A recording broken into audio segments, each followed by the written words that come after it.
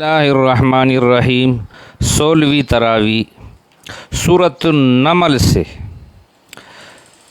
اس صورت میں چیونٹی کا چونکہ ذکر ہے اور چیونٹی کو عربی میں نمل کہتے ہیں، اس لیے اس صورت کا نام سورۃ النمل ہے۔ حضرت موسیٰ، حضرت صالح، حضرت لوط علیہ السلام کا قصہ اجمالی طور پر ذکر ہے۔ حضرت داؤد اور حضرت سلیمان علیہ السلام کا دونوں کا واقعہ قدر تفصیل کے ساتھ ذکر ہے۔ تلک آیات القرآن و کتاب مبین، اس بات وحی اور رسالت جس سے صورت شروع ہوئی ہے۔ وَلَقَدْ آتَيْنَا دَاوُودَ وَسُلَيْمَانَ، حضرت داؤد علیہ السلام کے جانشین حضرت سلیمان علیہ السلام ہوئے۔ حضرت سلیمان علیہ السلام نے لوگوں کو مخاطب کیا کہ لوگوں، علمنا منطق الطیر، ہمیں پرندوں کی بولیاں سکھائی گئی ہے اور ہر چیز عنایت کی گئی ہے، یہ سب کچھ اللہ کا فضل ہے۔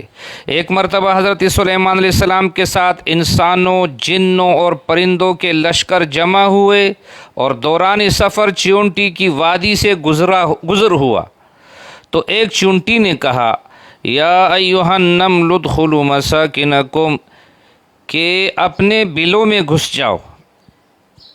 فتبسم ضاحکا، حضرت سلیمان علیہ السلام اس کی بات سمجھ کر مسکرائے اور اللہ کا شکریہ ادا کیا۔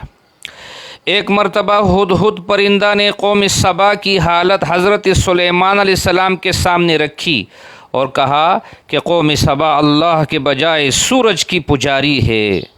سلیمان علیہ السلام نے تحقیق کے بعد ملکہ سبا کو خط لکھا اور اسلام کی دعوت دی۔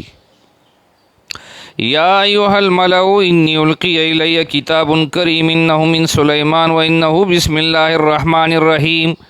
پارلیمنٹ والوں کو خط سنا کر ملکہ سبا نے کہا، یا ایھا الملأ افتونی فی امری، اے سرداران قوم اس معاملہ میں مشورہ دو۔ سرداروں نے کہا کہ ہم اسلام نہیں لائیں گے بلکہ لڑیں گے، ہم طاقتور لوگ ہیں۔ لیکن ملکہ سبا نے کہا، ان الملوک اذا دخلوا قریۃ افسدوها، کہ بادشاہ لوگ جب کسی ملک میں گھس جاتے ہیں اسے تباہ کر دیتے ہیں۔ وجعلوا اعزۃ اہلها اذلہ، اور عزت والوں کو ذلیل کر دیتے ہیں۔ واسلمت مع سلیمان للہ رب العالمین، ملکہ نے بالآخر حضرت سلیمان علیہ السلام کے پاس حاضر ہو کر اسلام قبول کر لیا۔ سبحان اللہ۔ فانظر کیف کان عاقبۃ مکرہم، فرمایا دیکھو سرکش قوموں کی چالیں ہم کس طرح سے ناکام بناتے ہیں۔ بہت سی قومیں اپنی سرکشی کی وجہ سے تباہ ہوئیں۔ یہ ان کے گھر ہیں جو خالی پڑے ہیں، اس میں نشانی اور عبرت ہے صاحب علم اور عقل لوگوں کے لیے۔ پارہ نمبر 20 شروع ہے، امن خلق السماوات والارض۔ 20ویں پارہ کی ابتدا میں قدرت اور وحدانیت کے 5 دلائل اور براہین ذکر کیے گئے ہیں۔ عقیدہ توحید کے بعد عقیدہ بعث بعد الموت کا بھی ذکر ہے۔ امن یجیب المضطر اذا دعاہ، بھلا اللہ کے سوا کون ہے جو بے قرار کی دعا سنتا ہو اور اس کی تکلیف دفع کرتا ہو، رفع کرتا ہو جب اسے پکارا جائے۔ الہ مع اللہ، کیا اللہ کے علاوہ اور کوئی خدا بھی ہے جو یہ کام کر سکے؟ فی ظلمات البر والبحر، کون ہے جو خشکی اور سمندر کی تاریکیوں میں راستہ دکھاتا ہے اور تمہیں رزق فراہم کرتا ہے؟ کیا اللہ کے سوا اور بھی خدا ہے الہ مع اللہ جو یہ کام کر سکتے ہوں؟ امن یبدأ الخلق ثم یعیدہ، بلکہ کون ہے جو پیدا کرتا ہے پہلی مرتبہ اور موت دیتا ہے؟ الہ مع اللہ، کیا اللہ کے علاوہ اور کوئی خدا ہو سکتا ہے؟ ولا تحزن علیہم ولا تکن فی ضیق مما یمکرون، آخرت سے بے خوفی نے انہیں غیر ذمہ دار، غیر سنجیدہ بنا دیا ہے۔ اے میرے پیارے نبی، آپ ان کے رویے پہ کبیدہ خاطر نہ ہو، غمگین نہ ہو۔ تمہاری پشت پر اللہ کی طاقت ہے، یہ آپ کا کچھ نہیں بگاڑ سکتے۔ آپ اللہ کی ذات پہ بھروسہ رکھیے۔ وَهِيَ تَمُرُّ مَرَّ السَّحَابِ، آج تم ان پہاڑوں کو دیکھتے ہو کہ جمے ہوئے ہیں، مگر قیامت کے دن یہ بادلوں کی طرح اڑ رہے ہوں گے۔ انما امرت ان اعبد رب هذه البلدہ، مجھے تو یہ حکم دیا گیا ہے کہ میں اللہ کا وفادار بن کر رہوں، وان اتلو القرآن، اور یہ قرآن پڑھ کر سناؤں۔ جو ہدایت فمن اہتدی فانما یہتدی لنفسی، جو ہدایت اختیار کرے گا اس کا اپنا فائدہ ہے، ومن ضل فقل، اور جو گمراہ ہے اسے صرف خبردار کرنا میرا کام ہے، اسے خبردار کرنا میرا کام ہے۔ اس کے بعد سورۃ القصص کی ابتدا ہوتی ہے۔ اس سورت کا زیادہ تر حصہ حضرت موسیٰ علیہ السلام کے واقعہ پر ہے جو فرعون کے ساتھ پیش آیا۔ قارون جیسے سرمایہ دار کا عبرتناک انجام اس میں مذکور ہے، اور فرعون جیسے بادشاہ اور قارون جیسے سرمایہ دار کا عبرتناک انجام اس دعوے کی دلیل ہے کہ اللہ کے سوا ہر چیز فنا ہونے والی ہے۔ سورۃ قصص کے مضامین، فرمایا حقیقت یہ ہے کہ فرعون نے بندگی چھوڑ کر خدائی کا روپ اختیار کر لیا تھا، بالادست بن کر بیٹھا تھا، باشندوں کو گروہوں میں تقسیم کر دیا تھا اور انہیں ذلیل کرتا تھا، لوگوں کو قتل کر دیتا تھا اور لڑکیوں کو زندہ چھوڑ دیتا۔ وَنُرِيدُ أَن نَّمُنَّ عَلَى الَّذِينَ اسْتُضْعِفُوا، اللہ فرماتے ہم نے ان کمزور لوگوں پہ احسان کیا اور فرعون کی غلامی سے نجات دی۔ فَوَكَزَهُ مُوسَىٰ فَقَضَىٰ عَلَيْهِ، جب حضرت موسیٰ علیہ السلام سے غیر دانستہ اور بغیر ارادہ ایک شخص قبطی کا قتل ہو گیا، فَأَصْبَحَ فِي الْمَدِينَةِ خَائِفًا يَتَرَقَّبُ، تو حضرت موسیٰ علیہ السلام خوف زدہ ہو گئے۔ وَجَاءَ رَجُلٌ مِّنْ أَقْصَى الْمَدِينَةِ يَسْعَىٰ، ایک شخص دوڑتا ہوا حضرت موسیٰ علیہ السلام کے پاس آیا اور بولا ان الملأ یأتمرون بک، موسیٰ فرعون کے درمیان بولا، موسیٰ فرعون کے درمیان میں آپ کے قتل کے مشورے ہو رہے ہیں۔ قال رب نجنی من القوم الظالمین، موسیٰ علیہ السلام وہاں سے نکل کھڑے ہوئے اور دعا کی، پروردگار مجھے ظالموں سے نجات عطا فرما۔ ولما ورد ما مدینہ، سفر کرتے کرتے بالآخر حضرت موسیٰ علیہ السلام نے مدین کا رخ کیا اور وہاں حضرت شعیب علیہ السلام کی خدمت میں 8 یا 10 سال گزارے اور شعیب علیہ السلام کے داماد بن گئے۔ فَذَانِكَ بُرْهَانَانِ مِن رَبِّكَ إِلَىٰ فِرْعَوْنَ وَمَلَئِهِ، مدین سے واپسی پر حضرت موسیٰ علیہ السلام کو نبوت کا منصب عطا کیا گیا اور معجزات دیے گئے۔ حضرت موسیٰ علیہ السلام نے ہارون علیہ السلام ساتھ لے کر فرعون کو دعوت دی، تو فرعون نے حامان سے جو اس کا وزیر تھا کہا فَأَوْقِدْ لِي يَا حَامَانُ عَلَى الطِّينِ، کہ اے حامان اینٹیں پکوا کر میرے لیے ایک اونچی عمارت بنوا دو، لَعَلِّي أَطَّلِعُ إِلَىٰ إِلَٰهِ موسیٰ، شاید اس پر چڑھ کر میں موسیٰ کے خدا کو دیکھ سکوں۔ لیکن ظاہر بات ہے کتنی بلند عمارت تعمیر کرتا۔ انما یتبعون اہواءہم، حق کا انکار کرنے والے تو صرف اپنی خواہشات کے بندے ہیں۔ اس شخص سے بڑھ کر کون بڑا گمراہ ہو سکتا ہے جو خدائی ہدایت کے بغیر بس اپنی خواہشات کے پیچھے چلے۔ وَلَقَدْ وَصَّلْنَا الْقَوْلَ لَعَلَّهُمْ يَتَذَكَّرُونَ، ہم بار بار اس لیے نصیحت کرتے ہیں کہ لوگ غفلت سے بیدار ہوں۔ اِنَّكَ لَا تَهْدِي مَنْ أَحْبَبْتَ وَلَكِنَّ اللَّهَ يَهْدِي مَن يَشَاءُ، میرے پیارے نبی تم جسے چاہو ہدایت نہیں دے سکتے ہو، ہاں اللہ جسے چاہتا ہے ہدایت دیتا ہے، وہ ہدایت قبول کرنے والوں کو خوب جانتا ہے۔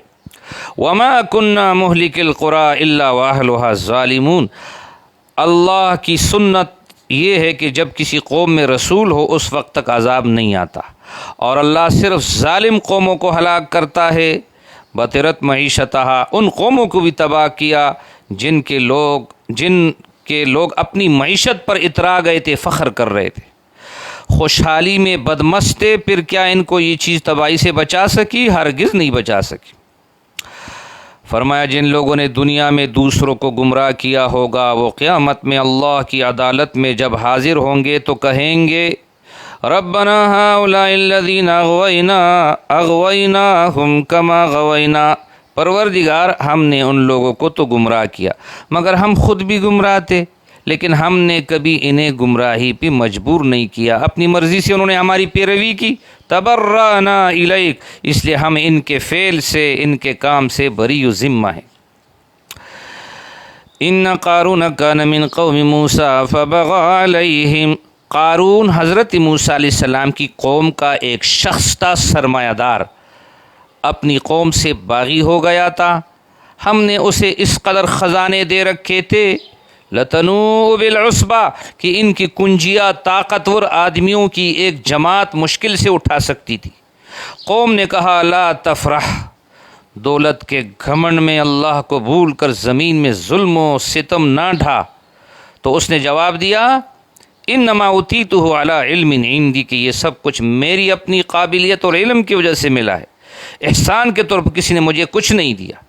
ایک مرتبہ لوگوں کے سامنے بڑی شان و شوکت سے یہ قارون نکلا، دنیا پرست کہنے لگے کہ کاش ہمیں بھی قارون جیسا خزانہ حاصل ہوتا، یہ تو بڑا خوش نصیب ہے۔ ایمان والوں نے کہا ویلکم، افسوس ہے تم پر، اس کی کوئی حیثیت نہیں ہے، اللہ کے پاس جو کچھ ہے وہ بہتر ہے۔ فخسفنا بہ وبدارہ الارض، آخر کار ہم نے قارون اور اس کے گھر کو زمین میں دھسا دیا، نہ تو وہ خود اپنی مدد کر سکا نہ کوئی دوسرا اس کی مدد کے لیے آیا۔ مال و دولت آرزو کرنے والوں نے فوراً توبہ کی اور کہا کہ اگر اللہ کا احسان نہ ہوتا لخسف بنا، تو ہم بھی زمین میں دھس جاتے۔ وَإِكَنَّهُ لَا يُفْلِحُ الْكَافِرُونَ، افسوس ہم بھول گئے کہ کافر کبھی فلاح اور کامیابی حاصل نہیں کر سکتا۔ لا يريدون علوا في الارض، جنت کا مقام تو صرف ان لوگوں کے لیے ہے جو زمین میں بڑائی نہیں کرتے بلکہ بندگی کرتے ہیں اور خدا نہیں بن بیٹھتے۔ والعاقبۃ للمتقین، اچھا انجام تو صرف خوف خدا اختیار کرنے والے لوگوں کے لیے۔ سورۃ عنکبوت شروع ہوتی ہے۔ اس سورت کا موضوع سنت ابتلاء ہے، یعنی اس زندگی میں ابتلائیں اور آزمائشیں ضرور آتی ہے۔ مکی زندگی میں انسانوں کو طرح طرح کے مظالم اور مصائب کا سامنا کرنا پڑا۔ ایمان والوں میں سے سب سے زیادہ سخت آزمائشیں اللہ کے نبیوں پہ آئیں۔ اس صورت میں حضرت ابراہیم، حضرت موسیٰ، حضرت ہارون علیہ السلام کے واقعات اجمالی طور پر مذکور ہیں۔ احسب الناس ان يكونوا احسب الناس،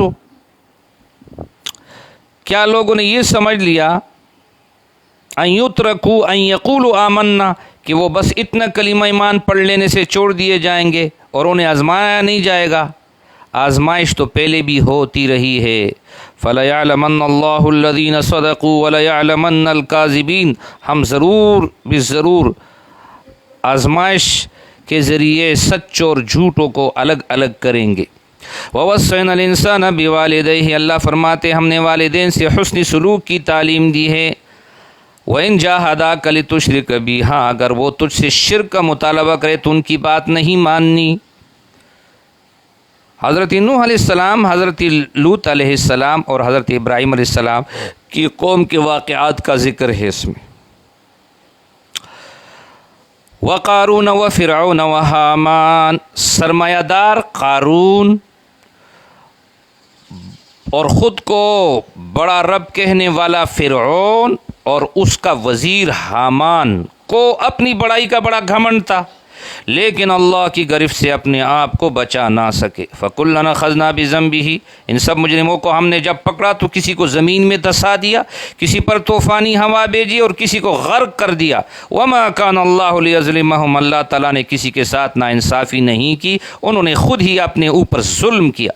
مَثَلُ الَّذِينَ اتَّخَذُوا مِن دُونِ اللَّهِ أَوْلِيَاءَ كَمَثَلِ الْعَنكَبُوتِ، جن لوگوں نے اللہ کو چھوڑ کر جھوٹے خداؤں کو، غیر اللہ کو اختیار کر لیا ہے، ان کی مثال مکڑی کی طرح ہے جو اپنا ایک گھر بناتی ہے۔ وَإِنَّ أَوْهَنَ الْبُيُوتِ لَبَيْتُ الْعَنكَبُوتِ، سب سے کمزور گھر مکڑی کا ہے۔ اس طرح تمہارے یہ کمزور خدا اور بی بنیاد سہارے تمہیں کچھ فائدہ نہیں پہنچا سکتے۔